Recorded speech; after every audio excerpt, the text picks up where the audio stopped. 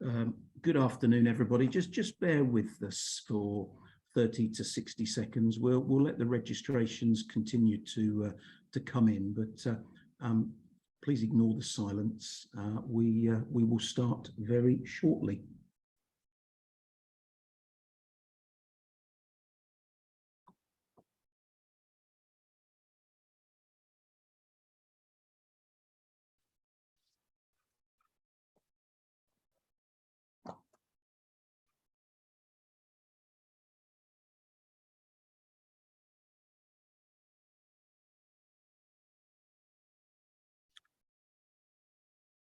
So good afternoon, everybody, and welcome to the latest Institute's 60-minute webinar series. I'll just run through 2 or 3 housekeeping points as I always do. Apologies if you've attended many Institute webinars, but I always think it's worth running these through with people and reminding those who attend many. The session is being recorded, and we will share slides with all attendees within the 24-48 hours after the webinar finishes. If we have any technical issues, we will look to resolve those efficiently and as quickly as possible. I say this every time, if you're having audio or visual issues, it is often connected to your Wi-Fi. So please do take a look at that, maybe before dropping me a message through on either the Q&A and the chat boxes. That leads me nicely on to the Q&A and the chat boxes. They are there for you to ask your questions, to pose your observations, your experiences, anything that you want to share, not only with today's guest speaker, but also your fellow attendees. So please do use the Q&A and the chat box facility. And I say this every time, because this is a Zoom webinar, I cannot deal with raised hands. If there's a question, an issue, a problem, a comment, an observation, an experience, it's the chat box, it's the Q&A box that you please use. So hopefully everybody's familiar now with Institute webinars, and everybody will fire their questions and their comments in through the usual channels. Can I welcome once again today's guest speaker? It's a delight to welcome back Richard Sims, Managing Director of FA Sims. To most members, you probably have heard, you've seen Richard speak before, not only on this sort of topic and subject matter, or you'll also have heard Richard speak in the past around various matters related to AML, anti-money laundering. But this afternoon's topic is not AML related. It's probably something that's incredibly topical, unfortunately, for many businesses at the moment, for many accountants servicing a range of size of businesses. But this afternoon's presentation is all about how to help your clients out of financial distress. As I say, I think really important, well-timed, and Richard, thank you very much indeed for agreeing to come back and talk to us this afternoon. Enough from me. I will disappear into the background, but I will come in. I'll interject as and when I've got what I believe are pertinent questions that link to a particular slide or something that you've mentioned. But Richard, a very warm welcome and thank you for joining us this afternoon. Thank you, Jonathan, and good afternoon to everyone. I hope you're all keeping well. Busy times for us all, I'm sure. Lots of things to do, lots of things to worry about as well, to a certain extent, because there's so much change again for us all coming through. So what I want to talk about today is just look at, share our experiences, I guess, for what we're seeing in terms of our work with our insolvency and rescue cap on, seeing what's coming to the door, how we're helping people. Also very keen to stress the importance of your role in this and how important you are in terms of helping your clients to get better, recover if they're not feeling very well in a metaphoric kind of concept as a business, if they're not doing very well, not struggling a little bit.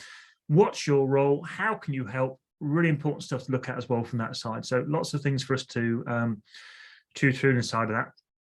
We've got the change in the budget came through, was it even only last week, seems like months ago, doesn't it? Only last week came through that, the impact of that, all sorts of strange things going on. Now, this talk, of course, is for you.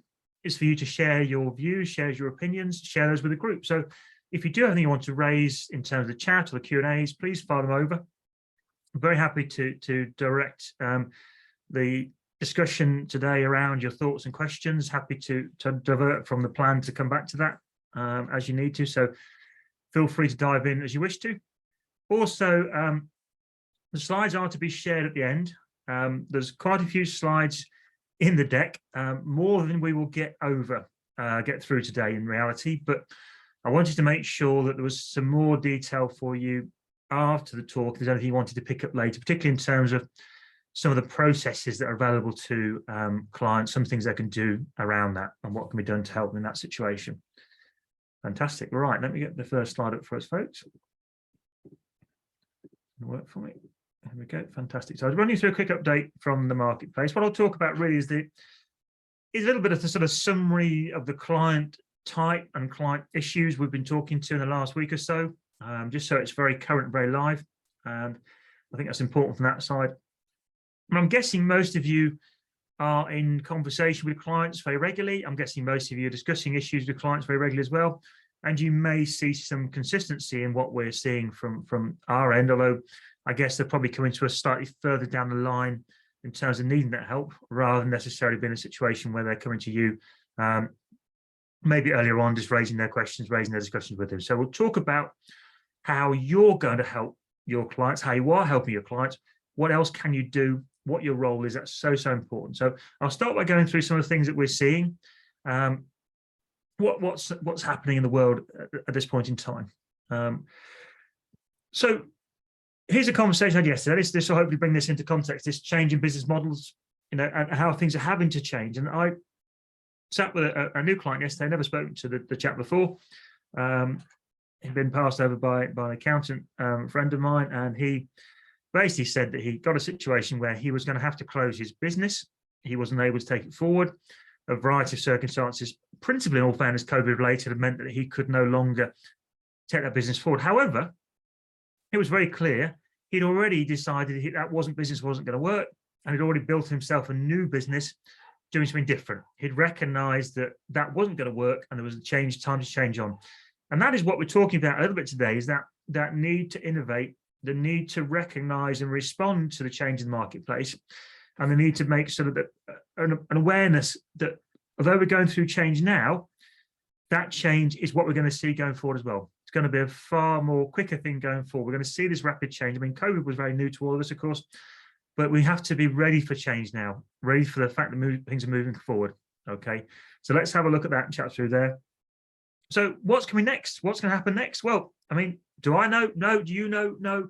It's a very, very interesting situation we find ourselves in, that, and it is still uncharted territory for so many of us, because what will happen next? What's going to be the next thing around the corner? Well, the fourth point there, I'm kind of drawing around a little bit in circles, but will Christmas bring a little bit of positivity? Will we see a bit of brightness in the market? Will we see people saying, actually, well, I'm going to spend some money this Christmas. I'm going to spend that money I've kept to one side to buy presents, to go out, to you know, what will get them to a point when they feel comfortable they can just spare any savings they have to spend on things that are going to bring the economy back to life again?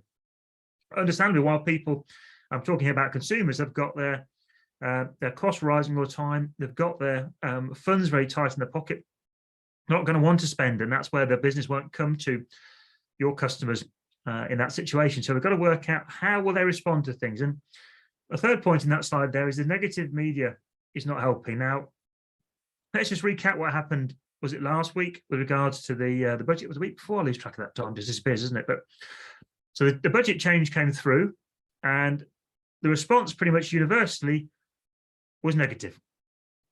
Now, that itself is a disaster, in my view. Put to one side what the budget was, that's almost not the case.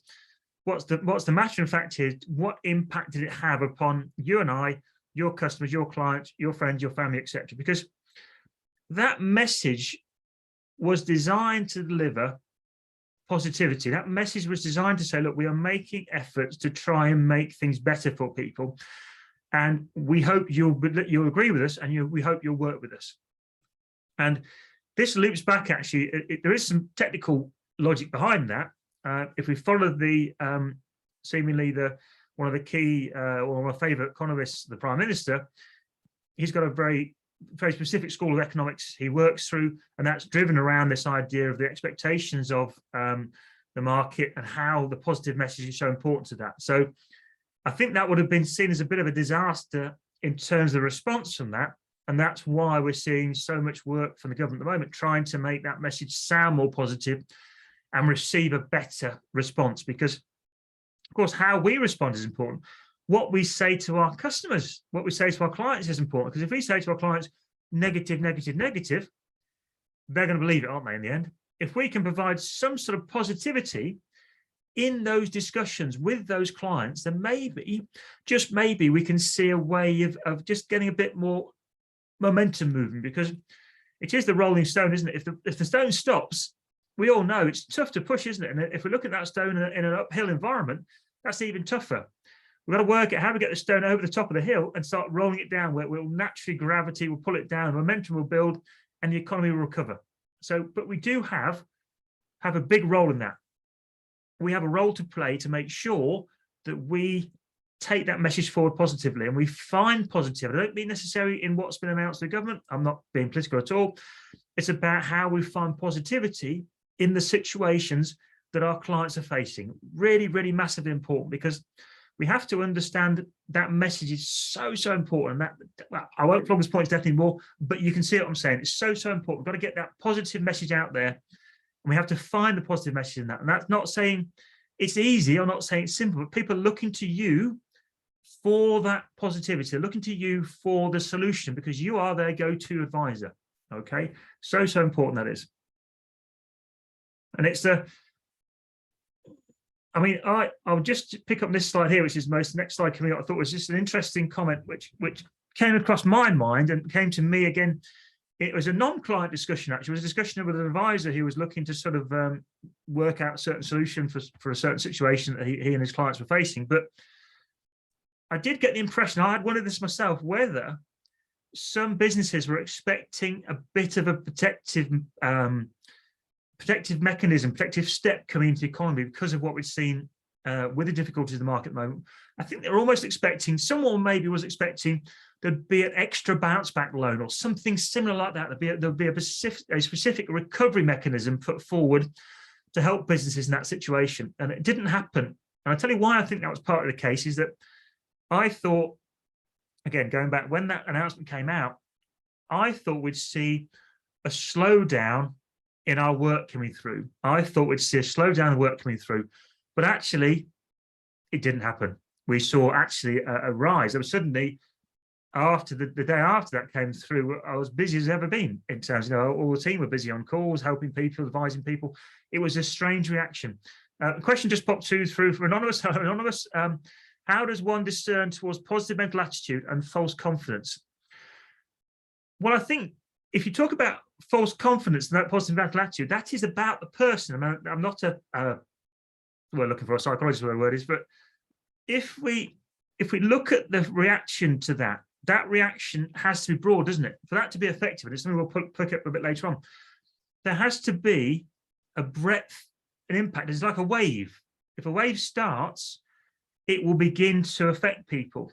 And so no one person, I think is what you're saying, can make that difference. But if that message can seep out, there is positivity out there. There are good things to do. There is people that can make things better.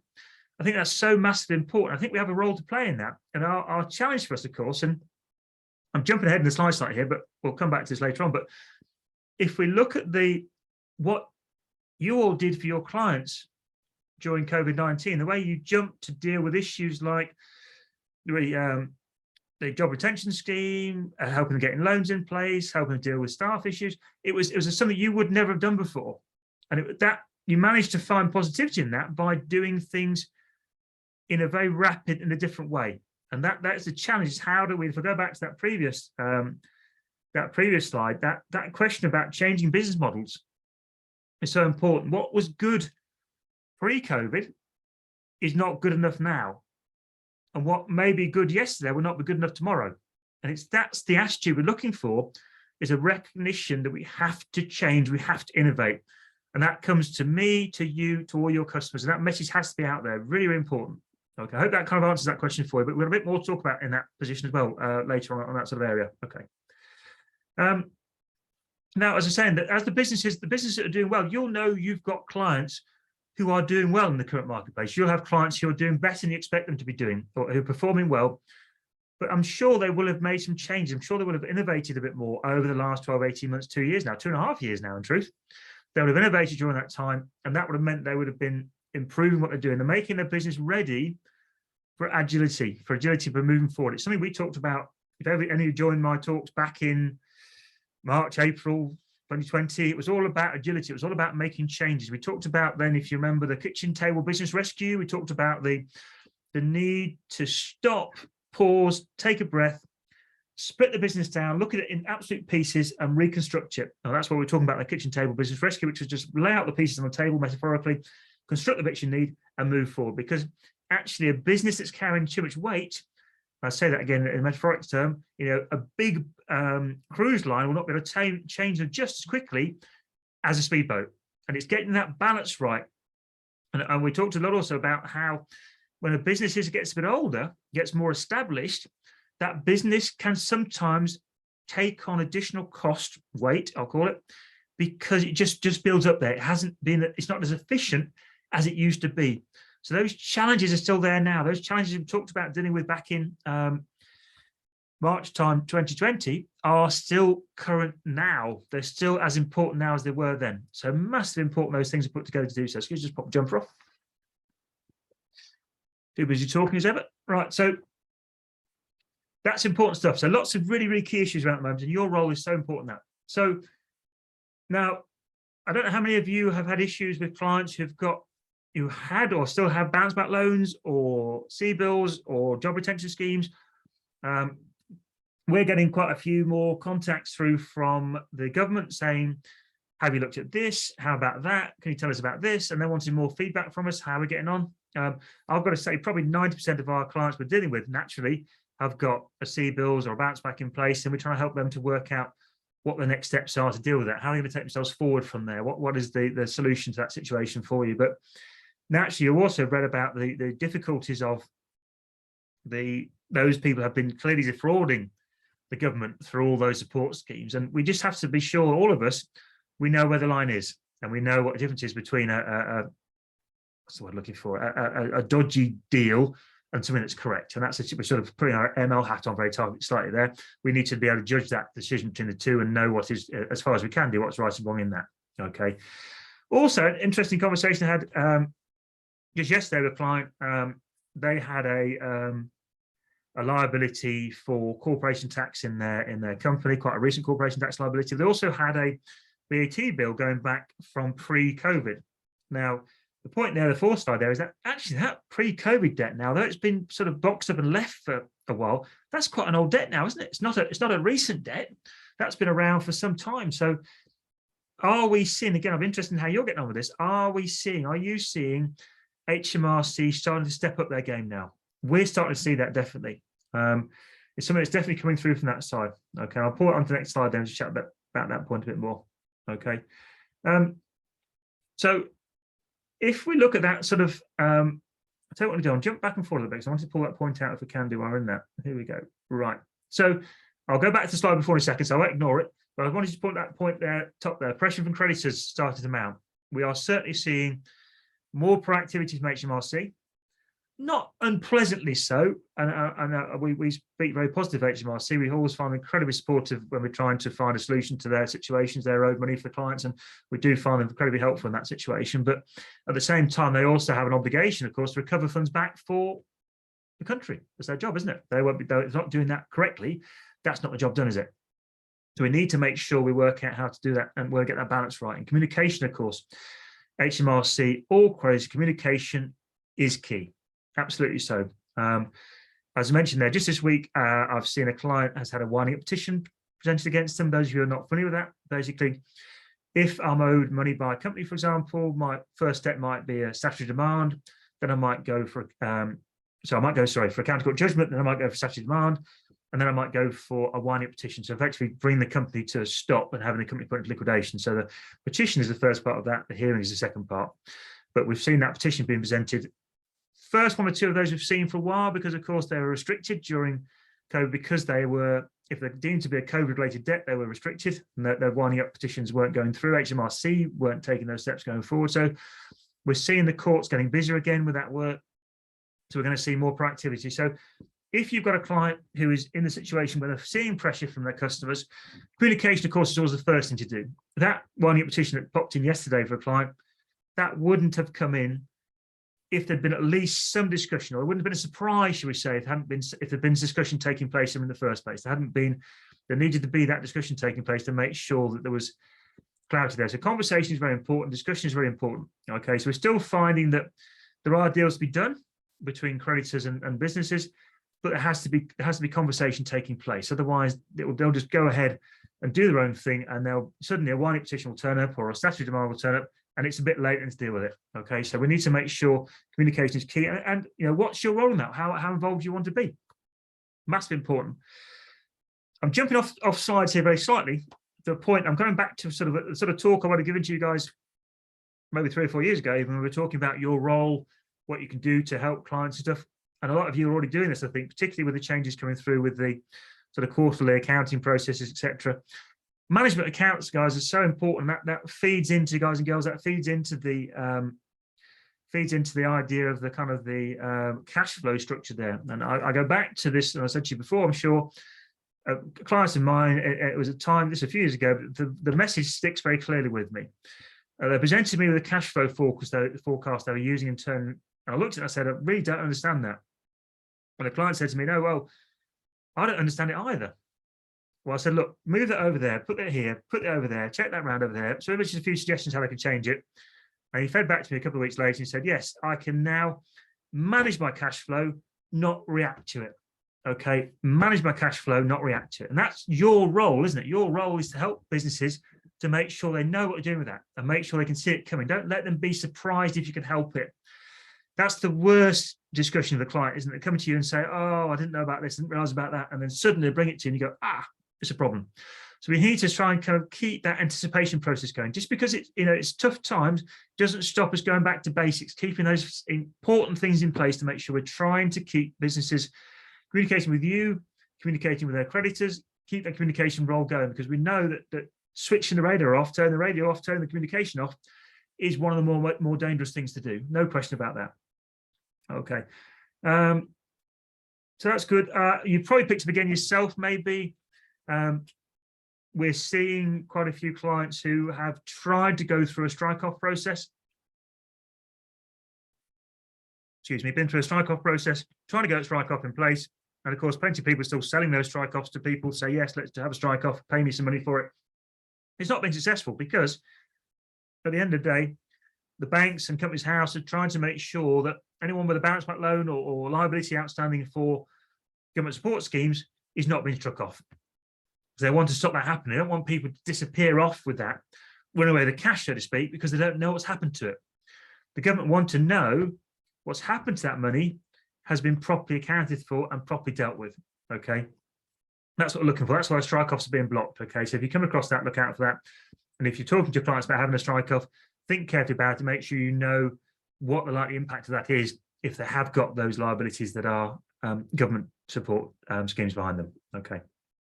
So just jump back into the COVID stuff, which you kind of covered off a bit now already, which is good news. You've read in the press, you've had the same thing. Lot of government action going through. I read in a LinkedIn message yesterday, put some huge amount of money by to spend on trying to recover the money they spent on business support during COVID. So it's a rather sort of ironic process, but it's got to be done because it was too easy to get the money, wasn't it? It made it very difficult to do so. So that's good news. Lots of stuff happening there. So just be conscious of making sure you know where the line is in that. You know what's right and wrong in that for lots of reasons. Really important from that side. Okay. Now, if the strike-off is blocked, we'll come into steps from there. The strike-off's blocked, of course. We need to make sure we talk about what goes next, what the next steps are, and we'll pull it in and we'll come during the discussion later on as well. Okay. I suppose this is a good time to have a chat about this. I mean, are you in your own mind have you formed a picture of what is the correct use of a bounce back loan, for example? Do you feel confident that you know what is the right thing to have done with that money, what it's supposed to be used for? That's really important, isn't it? Because your decision also about whether you think something's been done incorrectly or not, whether you think actually there's any sort of criminality taking place in many ways as well. This is a slightly tangential conversation, but you also need to make sure you can advise your client correctly whether you think they've done something wrong or not. If your client comes to you and the first thing you see of them, and they say to you, yes, I took a £50,000 bounce back loan out, and you say, okay, I wasn't aware of that, I wasn't involved in the application process, and you ask them how that process went through, and you might be surprised by the £50,000 bounce back loan, or you might think it's very low. But be aware that there could have been some wrongdoing that. I'm not saying there is, just be careful to make sure you're comfortable with how that sits and how it all fits in from there. Okay. If you get a chance also, if you're not sure what the bounce back loan should have been used for, there's an article on our website. It's in the slides, actually. I wrote that a little while ago, just pulling up some different sources of information about what's the correct use of the bounce back loan funds and how they can be dealt with. Because let's say, for example, let's say your client, and this is probably a good example here, I think about a chap I spoke to, was it yesterday, day before, I think. He was a PSC style company, personal service company. He had been working obviously through his company. This is kind of in the kind of halfway through the R35 type concept. So he was working his company for in London, I think it was. And of course, suddenly that work stopped. During COVID, the work dried up. He had no income from that. So he used his bounce back loan. He received partly to undertake further training for him. So he wanted to get better at what he could do. He wanted to reinvent himself a bit, which is a great thing to do. But also he wanted to use some of those funds to help him to allow him to get an income, because he had no other source of income. So, and the guidance actually from the R3, which is the main sort of trade body for the insolvency areas, is principally, although it applies on a case-by-case basis, in general, if someone has taken no more than they normally earn from the company by way of income, which was funded by a bounce back loan, that's not too bad. That's okay. We need to look very carefully at it, obviously, to make sure it all sits together. But it would be difficult for me to go in front of a judge and say, Judge, this chap would have starved, this director would have starved if he hadn't used the bounce back money to live off. Do you think I'll be very successful? I don't think I would be. So we have to work out what works for us. And I think I've said before that as an insolvency industry, our guidance on how to deal with a lot of these situations is not there. The law changed very briefly during COVID, as you might have picked up, and we talked about that during the time.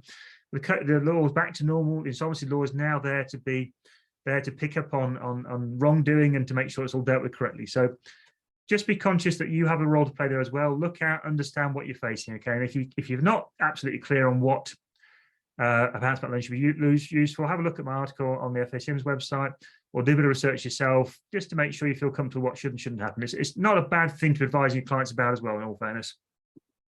Okay, so we've got a bit more stuff to talk through later in terms of what the market's happening to, but what are you going to do about it? What's your job? And I'm going to be a bit more, I'm going to be a bit preachy almost here. That's not the right word I'm looking for. And I want to sort of make sure that you do recognize, I know a lot of you do, because I speak to a lot of you regularly, work very hard in these areas, but just in case you're not necessarily engaged in this area, it's very important for you to recognize your role is massively important. It goes back to that discussion we're having at the very start of the webinar today, in terms of bringing that positivity through, taking positive steps. Okay, it is important. If nothing changes, nothing happens, nothing will improve. But if steps are taken to improve a situation, that's a really positive thing to do, a really important thing. So always look to take positive steps to resolve a situation.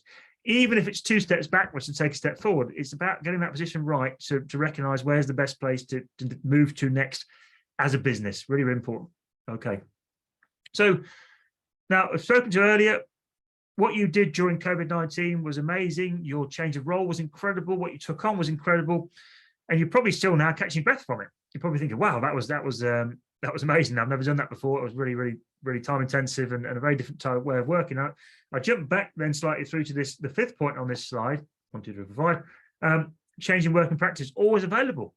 Now, I see people, when people swap emails with us and make inquiries to us, etc., they are all hours of the day and night. People come through, get in touch with us. Now, I can't respond to them all. We can't respond to them all that time. But I think generally there's a recognition that They expect you to be around more often than you would have been pre-COVID.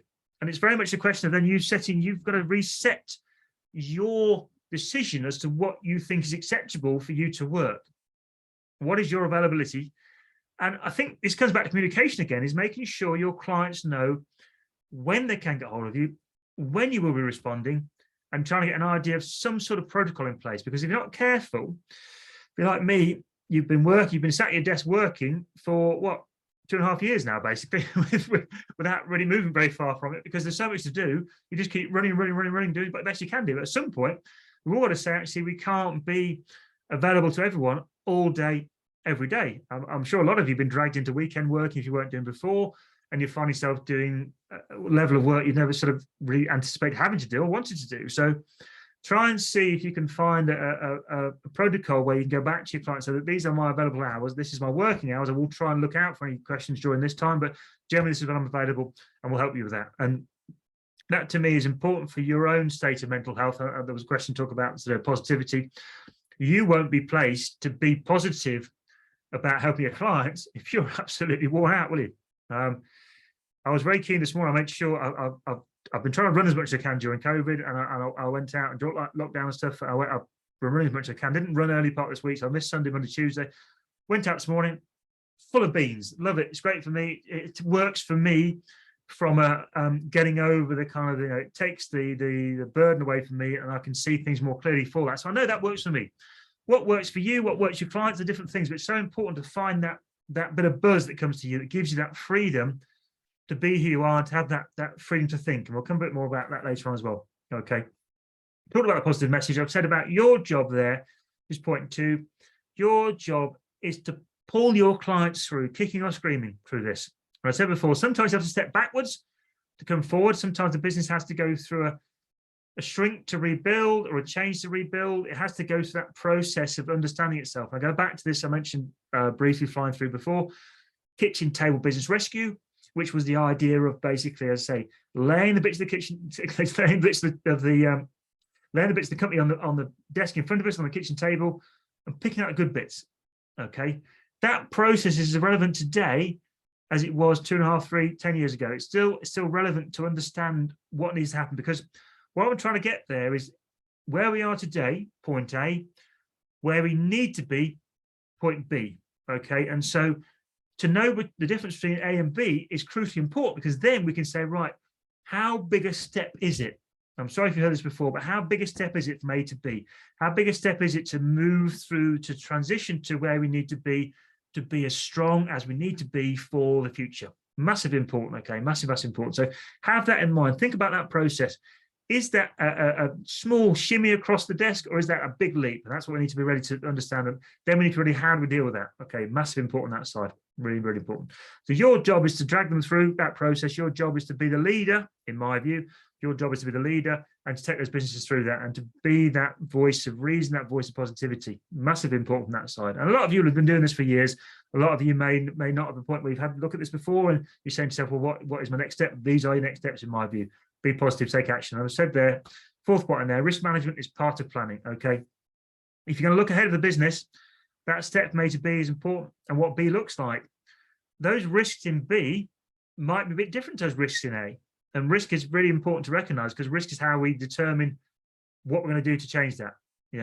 That risk and the level of trepidation, perhaps fear, that comes from those risks should determine our decisions as to how much we do to address those risks. Okay, so if we leave those risks alone and they catch us up in the blue, we're not ready for it. So risk management is important, and that's part of agility, isn't it? If you're agile, you can change your risk management. You can adapt to those risks. You can see the risk coming. You can change the direction quickly.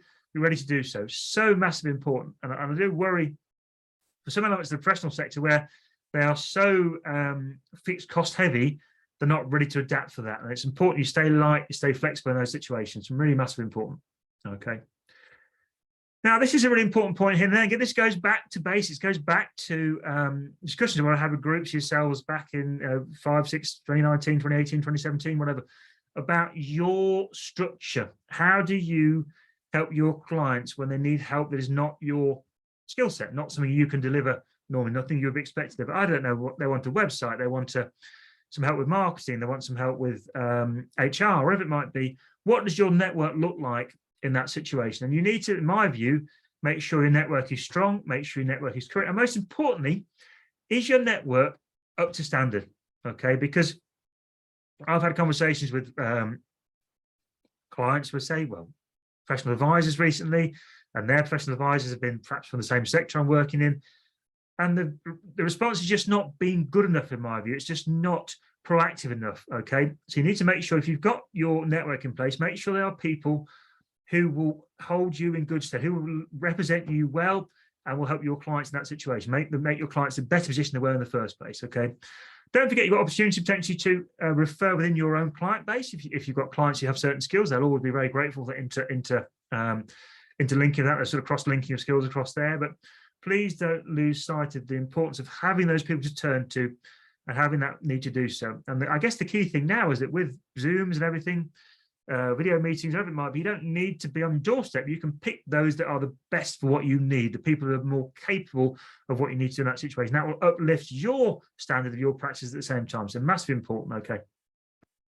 Excuse me. So come back to your clients, encouraging them, retraining, reinvention, innovation.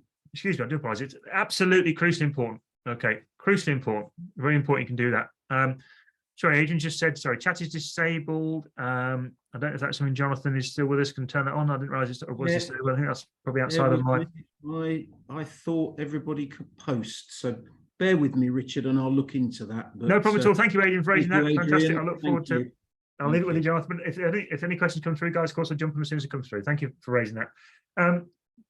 So those steps that, I mean, I've spoken to a number of people I've mentioned before who've used COVID loans to retrain themselves, re-educate themselves, reskill themselves. And that's important. And that's important for us as well, isn't it? We've got to keep pushing ourselves forward. It's exhausting, don't be wrong. It's very tiring to keep pushing. But if you don't, you'll be left behind. You won't be the people that your clients need you to be that best person for them. So massive pressure, I know from that, and really important stuff that takes place. But that reinvention is important, reskilling that. The last point there is to do with technology. Technology is great and frightening, isn't it? It's got some fascinating aspects to it. I've just been, and I'll tell you in particular, I'm just rewriting all of the virtual asset and cyber risk, crypto asset risks associated for the AML stuff. And it's fascinating how that's changing so very quickly. And if none of us understand it properly, the risk to us is greater, because of course, if our clients don't think we understand what we're talking about or what they're after, it's a real worry from that side. But thanks, Jonathan. Looks like there's chat's back up again, no problem at all. So it's a fascinating area. Technology is so massively important to us, but so very dangerous at the same time. We need to make sure that we understand that. I mean, the risk is that you could end up spending a fortune building a website you don't need, or building a website some functionality is not needed or is needed. You know, it's about, if you can help your clients to understand what they need to do with that and just guide them through that, or give them some confidence in those steps, they'll be so involved. I know this is not accounting work I'm talking about here. You know that, I know that, but it's massively important. If you're going to be that go-to person, and we know, and this goes back 20 years ago, the people used to say, oh, we used to go to a bank manager. There aren't bank managers now. Bank managers don't exist. So they go to you for your help. I know that means you're having to build some consultancy work in there. You're having to get ready to bill for that in some way, but they will come to you for that help. And you need, in my view, to be ready for that. And this is all the same information we talk about. It's all about you being in the position to be feeling, yes, I can help you. If I can't help you, I know someone who can, or I can join you on a call with someone who can help you. And that's what it's all about, making sure you get things dealt with for your clients and take the pressure off them, because that conversation to know somebody can help them, wherever the situation might be, is so very important for them to understand they're not alone in that position of being there. You know, they don't think they're drowning alone. If someone's there going to give them the help, it's going to be massively important for them. So very good stuff there. That, I think, is the key things in those slides there. Referral network, great. Very important, that side, great. Yeah, you're going to have to be the example. You're going to have to be that driver, aren't you? You're going to have to be taking hold of things. Okay, so what else is out there? What else are we going to worry about for clients, your clients, my clients? What are we going to worry about as we move forward? I think nothing here should be particularly uncommon or unknown to you, but there is some problems out there. Of course there is, and there is problems for us to address and problems for us to try and work through. But the most important thing is, again, we understand that, and they understand they're not on their own with that. Inflation obviously is a problem. Mortgage costs is a significant issue, of course, at the moment. That's a problem all round. I think Tesco's announced this morning they're going to increase their payments to their staff because they're recognising that they're massively busy, but people are watching their money. So everyone, of course, is being watching their money. Very, very careful about that, and that segments the marketplace like it segments the economy. These issues won't be addressed by one clean sweep to solve everything. Excuse me. They're going to be an issue that goes on, and it says local. And again, depends on the markets you're working in. Are you working in a market that is a very local market? So your lake or river, whatever you call it, is so big. So your ripple is so big of a certain size, or is your ripple county-wise, nationally-wise, internationally, global? That ripple effect, and also the number of things that affect that ripple is so important. So we need to sort of keep an eye on what scope we need to be watching. What scope are we watching on the news? What scope are we watching for updates through? I keep on my screen up there. I keep the always got on now the Google updates for AML news, for liquidation news, for insolvency news.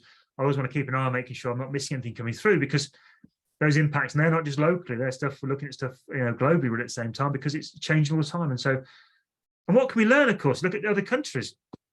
We say, what state are they in? And have a look around and have a look at news of the world. What other people are doing? What other countries are doing? Because we've got to continue that growth we've been through during the COVID period. When we change and evolve what we did, that evolution has to continue. Our role has to keep developing, keep moving forward. Massively, massively important for that side. What have we got next, folks? Let's look. How have we got?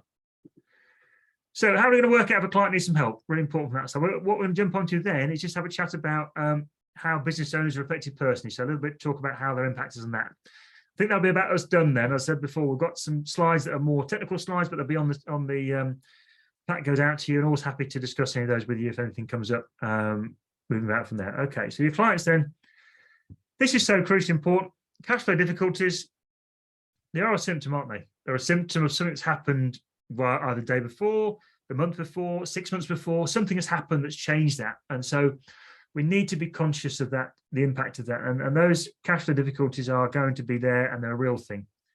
It could be just because they've lost the ability to earn money, they've lost the ability to drive income coming in. It could be the other factors we talked about earlier, the cost of going up, can't find staff, things are more expensive, utilities going up. Who knows? But those impacts are going to impact upon that. And if we're saying to a business that is going to lose money because costs are going up, there needs to be, how are we going to address that? Just to say that, Ahmed, the slides will be available at the end. I'll get those over to the guys, so they'll be fine. Thank you. They'll be available. So we have to address, yes, the symptom, of course, we have to deal with the symptom, but what's the cause? We have to address the cause of that. What's the problem? And can we do anything for that? Can we actually do anything about that? What steps need to happen? How do we stop that from going forward? I guess what we're saying is that those changes could be quite deep. They might not be as simple and surface as they might seem. It might be actually, unfortunately, that the model the business is using is no longer fit for purpose in the current environment. And they may need to change that to be ready to deal with the future going forward. And maybe that these are big questions, but they're going to need some help. They're going to need some help from you to work it out, so they can see that distinction between A and B. And I talked about kitchen table business rescue, this idea of breaking these things down, but actually B might not have anything to do with A whatsoever. It could be a totally different situation with no connection whatsoever. So that'll be interesting, won't it? But they're big conversations to have. Time consuming, sure, you're going to need to charge that. You're going to need to put some sort of structure in there, because it's important you have that kind of flow around doing so, but massively important you've got that position to go through from there. Okay, just a reminder, any questions, fire them through. We've got about 15 minutes to run now. I can fire any questions off if you want to, but we're going to just about hit on time before it goes well. Okay. So things are more obvious at the moment because we know what's happening. But of course, as time moves on, as the distance between kind of the lockdown and the COVID impact goes away, it'll be more difficult necessarily to know what that cause is straight away. Okay. What will then happen is that when a business is struggling, they do start to become difficult to manage. It's a different skill set.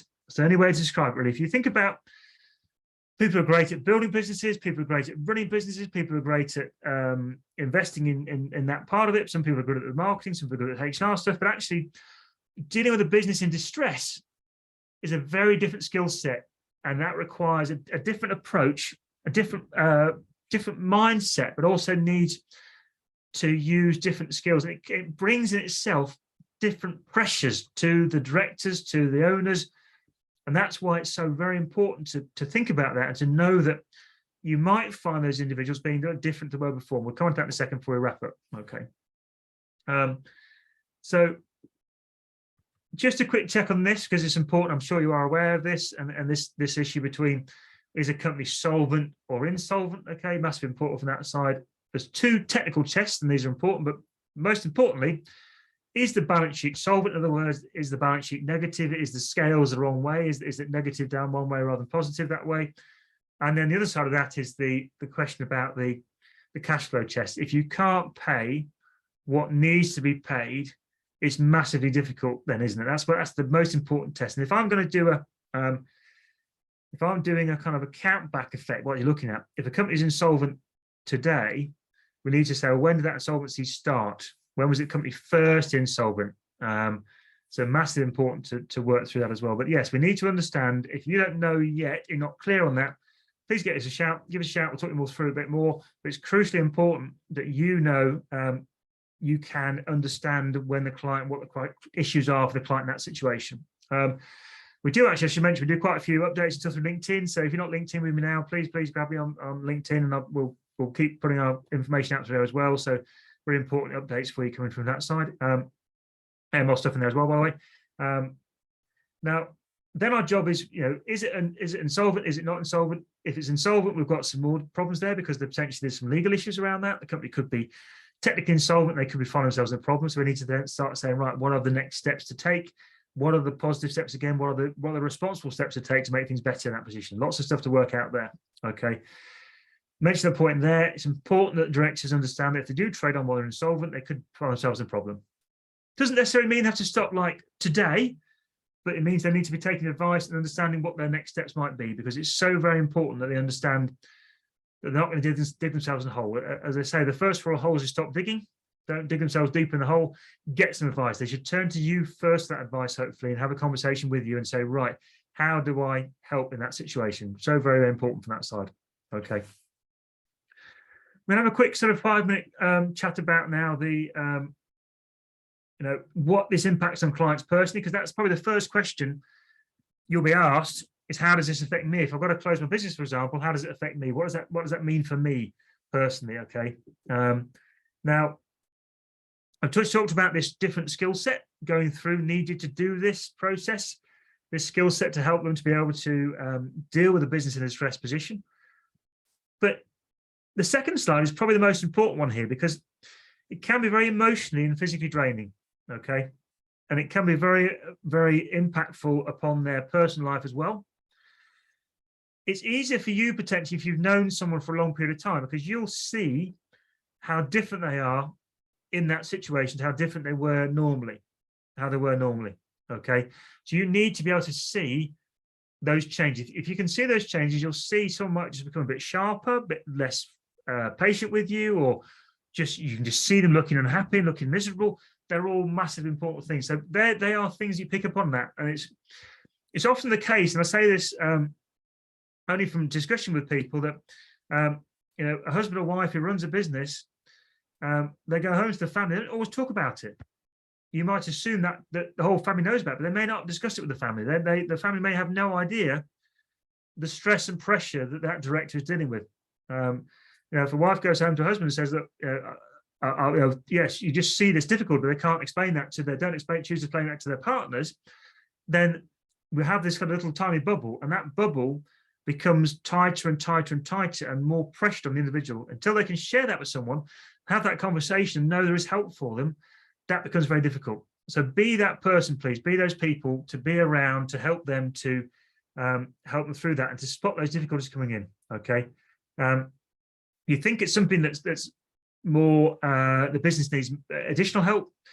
Again, always happy to give us a shout. We'll jump on a Zoom call with yourself and your client, have that conversation, explain the options to them. And we say this to every client we deal with. We don't tell them what to do. We give them the options and say, you can do A, B, C, or D. These are the pros and cons of those options. You decide what suits you best. And that is the way we've always done it, because I know that directors are intelligent, capable, effective achievers. And the last thing, they don't want to be told what to do. They want to make that decision themselves. And so we always take that approach. It's very important from there. And as for yourselves, that's your role as well, isn't it? Give them the options, help them to understand what they could and couldn't do. Such an important thing, such a great skill to learn from your side, to make sure that you feel that your client can get that support without feel like being preached to. Okay. From a financial position, if a company was to come to a close, for example, went through liquidation, etc., we have to ask ourselves, what could that impact upon the individual from a financial perspective? Okay. Now, wait a second. What we could do then is find ourselves in a situation where the directors could have given a personal guarantee. And look out for this in particular moment, because a bounce back loan should not have had a guarantee. Okay, so look out for that. And that's clearly set out, I think, on the British Business Bank stuff and then the paperwork around that. The CBILS loan, up to £250,000. Again, this is what I read from their website, from the British Business Bank website, should not have a guarantee up to 250. Be careful, because again, there could be some interaction between an existing guarantee document in place, etc. So be careful to make sure that one of the first things we say to directors in this situation, have a look at your paperwork, have a chat to the bank. And I was speaking to a guy earlier this week about the situation, and he was sort of saying, oh, the bank are chasing me for a guarantee on a CBILS loan. I said, well, go back to the bank and ask them, are they sure they can come after you for that? And the answer was no.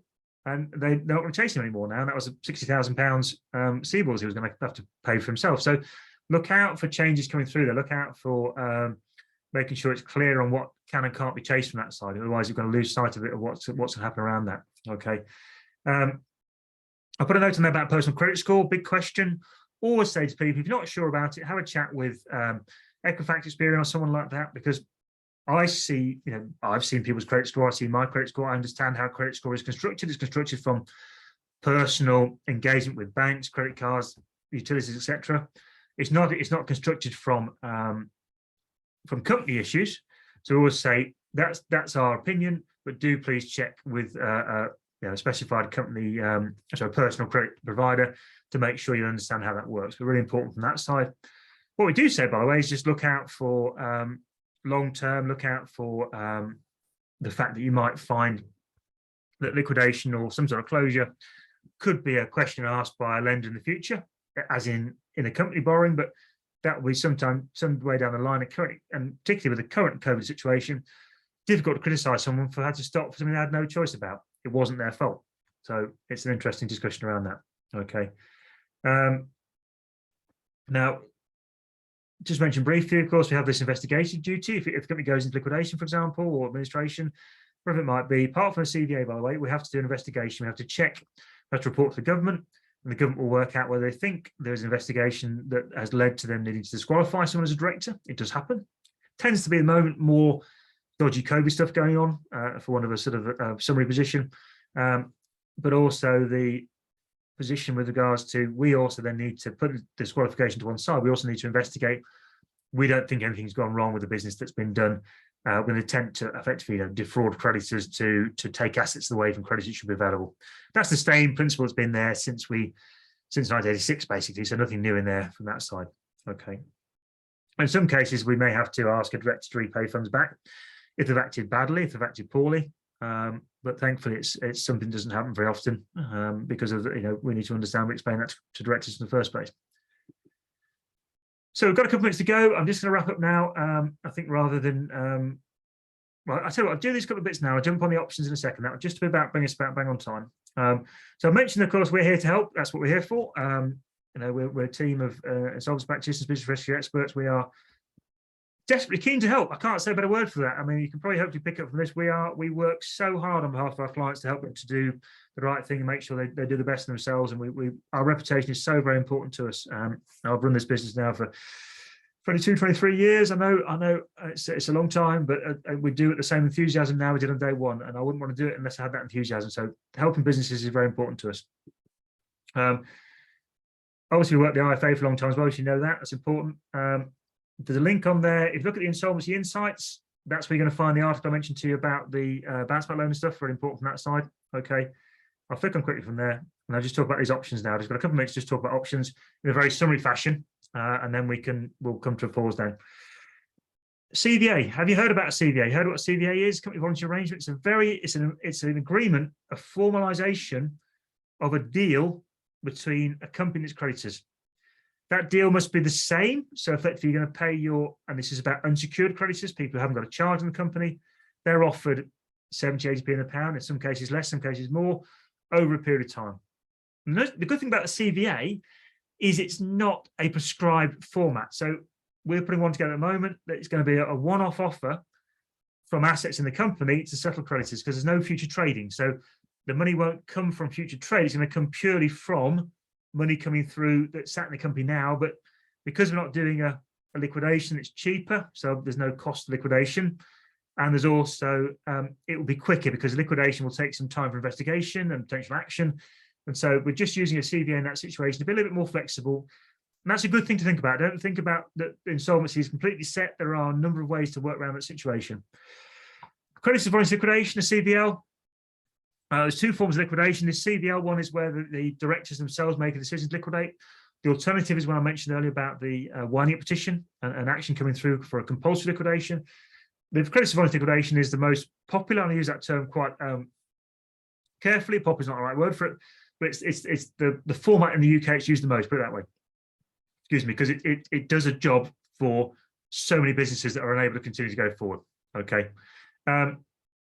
Administration then is the kind of sort of a bigger boy type position in terms of it's more cost, it's more investment, only suits certain types of structures really, because it's kind of just more complex and doesn't always fit the situation. And then the pre-pack, although it still exists, the pre-pack is the idea that you basically lift the good bits out of a business and drop them into a new company or into a buyer company.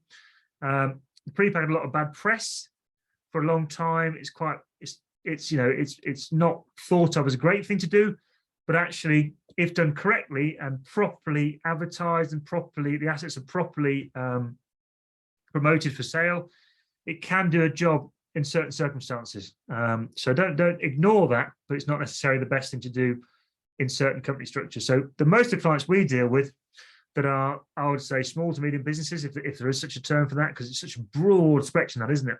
Owner managed businesses in many cases, because we see, having said that, we see quite a few people who are investors in a business coming to us saying, well, I've got a situation, how do you help us, how to get out of this? That happens quite a lot, I suppose. So it's a real mishmash. Those businesses tend to be small to medium. We're not in a big business companies. We are very much, our advice is more given to directors rather than necessarily to directors and shareholders, rather than necessarily to boards, for example. So they may be the sort of same sort of clients you have. You may hopefully have seen and experienced the same issues I've talked about today. Hopefully that is familiar to you, but also hopefully gives you something to work towards and understand you're not alone. Those clients are not alone.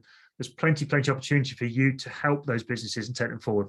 So please hopefully take the positive message from this. There's lots to be done, lots of work to do to help those businesses, and we're here to help if we can do as well. But let's hope we can just try and just drag the economy forward a bit, do our own little role, our own little bit to make that better as it goes forward.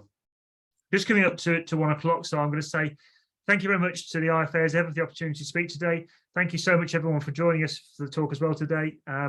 And I'd like to, shall I hand back to you, Jonathan, just to say thanks very much and wish you all a fantastic day. And thanks again for joining me. And any questions at all, drop me a note on LinkedIn, wherever you want to be. I'll be so glad to hear from you. And thanks again. Take care. Thank you. Just can I hear the recording and the slides would be sent it to yourself within for 24 to 48 hours. So bear with us if you don't receive them by tomorrow. Thank you, Richard, I'll use the words of one of the attendees, or I think a couple of the attendees. Thank you for an informative session. Thank you for an informative session. I've learned a lot.